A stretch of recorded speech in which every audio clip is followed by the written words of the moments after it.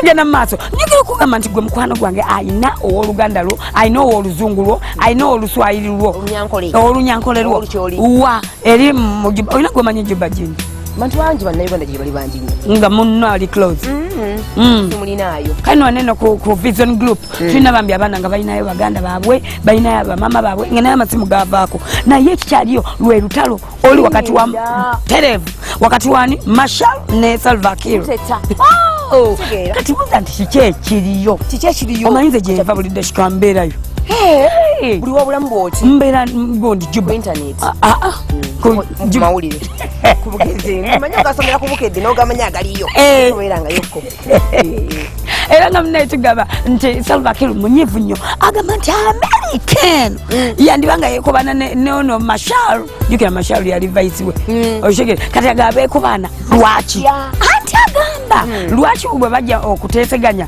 gundi Machar yalina ebintu bipya ekisooka yagira munyonyi mpya olimba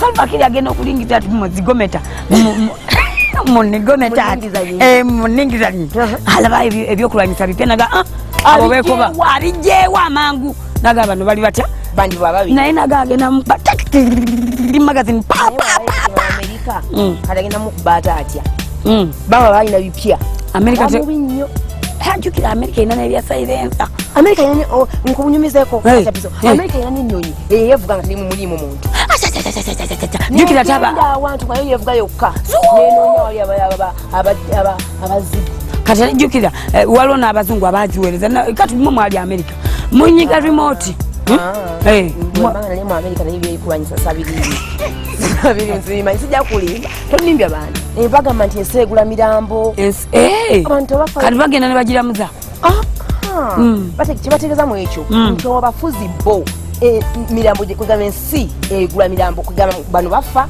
bano yine balinya era miwambo ne jiika oli agenda ayogedde ku birambo okimanyi nti Machar yatokoseza abagondi abasirikale ba Salva Kiir namana abawambako gondi ebirombe by'amafuta mu Southern Sudan gwenoboza kyenkugambye kibanonya kufuna kati bakyalamba awamba birombe by'amafuta malwali naye awo lwaki ogaye nti ensegula mirambo wandigambye ensegula mafuta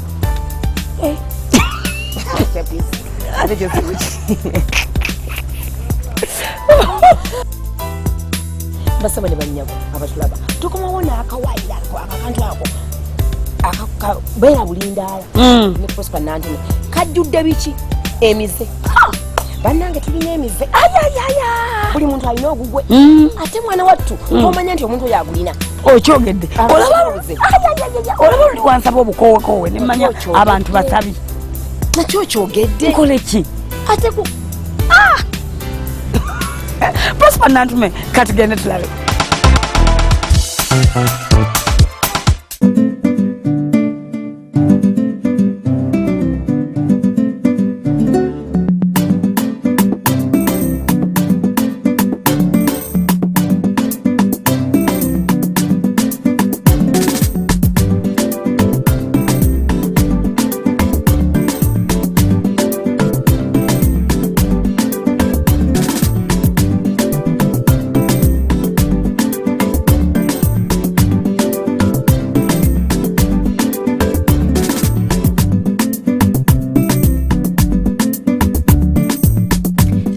Beera Bulindaala bannange omuze gw'obubbi mubi guswaza gw'omuntu omukulu otandika otya okujja ku dduuka nga gulowooza ogenda kubba bubbi n'ojja ng'ozza okugula akantu katono nnyo tekaweza na ssente za bintu byobbe kyokka n'osalawo bbe omukyala olabiriza munno omugambye njagala ekintu bwe kiti akyuka akikuwe lwaki ate omubba bambi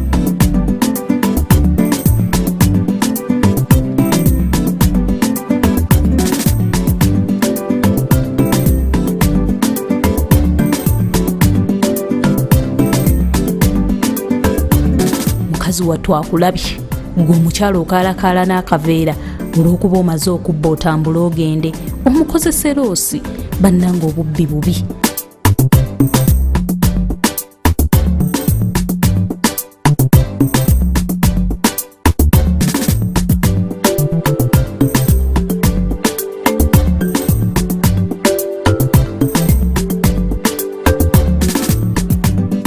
n'akulaba n'akukaliramu naawe omukyalo olw'okuba oli mubbi w'amasaza n'otandika okwekaza nkubbyeko kana akaveera nzize nako kyokka ng'ate bambi omubbye. Lwaki mwekaza? Bannange bajja bakuba.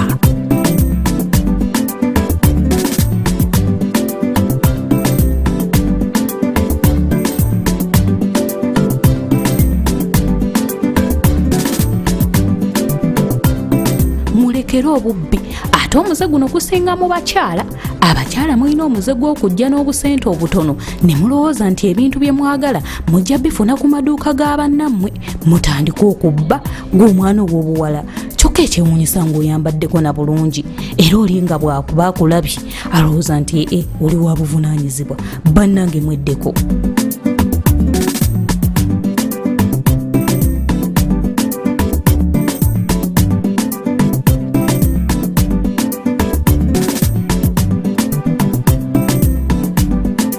Kyandibadde kirungi bw'oba tolina ssente za kugula ekyo kintu nkusaba kireke. Sonda mpaka lw'onaafuna ssente ezigula ekyo ekintu ky'oyagala okubba. Tokibba, gula sonda omale ogule. Okusinga lw'onabba ne bakkuba ne bakuleetako n'olubale. Bannanga ababbi mweddeko. Okubba si kulungi era oguno omuze mubi ddala. Mujja kuyigiriza abato obubbi. Mbasaba mweddeko sonda ssente ezigula ekintu ekyo okusinga lw'onaakibba. Nantume Prosi, nze mugezi wo.